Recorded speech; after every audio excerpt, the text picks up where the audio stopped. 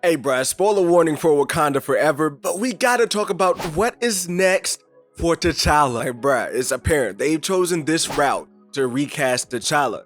And I know, he's like 7.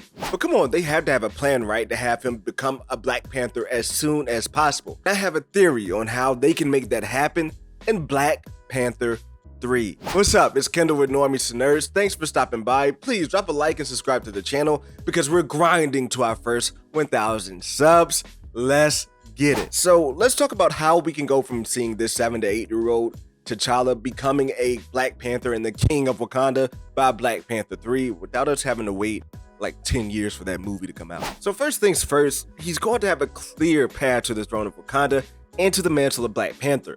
With the setup of M'Baku taking the throne as King of Wakanda, I have no doubt that M'Baku would absolutely yield the throne to young T'Challa when the time comes, and he proves he's worthy.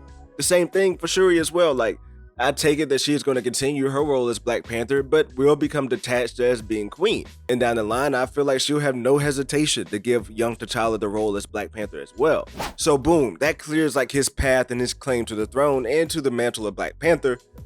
But what about his skills? Like when it comes to that, I have no doubts either. Like he'll be training with Nakia, and apparently Shuri has skills too to help him train as well. On top of that, they can always bring in Okoye now, who is technically not doing anything, but she still knows how to fight like a Dora Milaje, and the Dora Milaje are who trains the Black Panthers anyway. So he is good there all the way. But also in this new path, I hope they give him that genius level of intelligence that T'Challa has in the comic books, and that could easily come from him being mentored by Shuri. So boom, there's clear ways that he's going to have a path to the throne as well as be worthy to be Black Panther.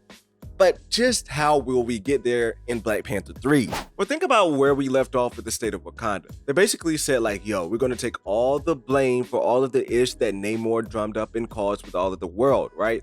Which seems really noble, but bruh, it's going to put a target on their backs because now the US is thinking about bulking up and coming for Wakanda, bruh. And with the obvious setup for the Thunderbolts, I can see a war going down with Black Panther 3 with the United States and the Thunderbolts, which I have a whole different video dropping in the next week on that as well. So just make sure you hit that sub button. But anyway, this war could actually be placed out 5 to 6 years after Wakanda Forever, because think about it. Like, I don't expect the Thunderbolts movie to actually be about them going after Wakanda or even featuring Wakanda. Rather, I can see the post credits of that movie teasing the war coming up. I mean, think about it. The United States has like no reason to rush and to go to war with Wakanda until they really have a right plan in place and have the right team in place to take that on. So that gives T'Challa to grow up and be a teenager when that movie comes out. Because like, I know that I've been joking about him being 7, but in all actuality, like, bruh, the MCU timeline is so far all over the place, they could easily say he's 8 or 9 or maybe even 10 years old during Wakanda Forever. So really, by the next time in Black Panther 3, the dude could possibly be like 15 or 16 years old, bruh. So with him being that age in Black Panther 3, the setup I think is obvious there, that he could not only fight in the war as a warrior, but at some point in that movie, become the Black Panther of his own, say after Shuri gets hurt or possibly even killed in that movie, bruh. And that sets up the new T'Challa for stories that Chadwick would have likely completed anyway, right? Like for example, after the war goes down with America and the Thunderbolts, the people of Wakanda could possibly want an uprising or things to change after T'Challa takes rule and go through a story to where he has to unify the nation. We could also see him seek out his love interest in Storm in that story arc as well, seeing that X-Men mutants are coming in the near future. So yeah, I don't think it's as long as people think before we see this new T'Challa take the throne. I mean, think about it. Like, why would they not rush to put this T'Challa on the throne after introducing him?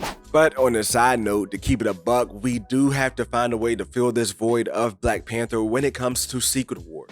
Because I would like to see a multiversal T'Challa be in the Illuminati or whatever team is going to be involved in investigating these incursions for a lot of reasons. And it's possible that, yeah, they could do that with Shuri, we'll just have to see. But I really like for that to be a T'Challa in place and for someone who honestly has much more of a stronger acting presence to take that role in the Illuminati. Because like I said, we'll just have to see, because if Black Panther 3 does come out before Secret Wars, they could very well use T'Challa for that role, right? But otherwise, like, we would either have to use Shuri for that or have a multiversal T'Challa handle that arc. and I really would like to see them use a multiverse of T'Challa in this instance. However, I don't think that's really going to happen. Like I said at the beginning of the video, this movie is great, bro. Like, it has potential to be top 5. I'm not going to rush and say that quite yet. Like, I want to go experience the movie again, but bro, for me, it's solidified as top 10 in the MCU because it had the action, it had the world building. Like, bro, I cannot wait to make these videos talking about this new T'Challa. I can't wait to make videos talking about the Thunderbolts and what they're going to be doing coming up next. And also, like, bro, I haven't even gotten started on Namor, who is absolutely epic in this movie. Bro, it's a whole bunch of stuff coming up that I gotta just talk about. So you need to hit that subscribe button because we're going to be going in, we're going to be having live streams and talking about Wakanda Forever and the MCU moving forward. So hit that subscribe button, and I'll see you in the next one. And oh yeah, before I forget, when we hit our first 1,000 subscribers, I will be giving away a GameStop gift card. So, like I said, subscribe to the channel to enter to win.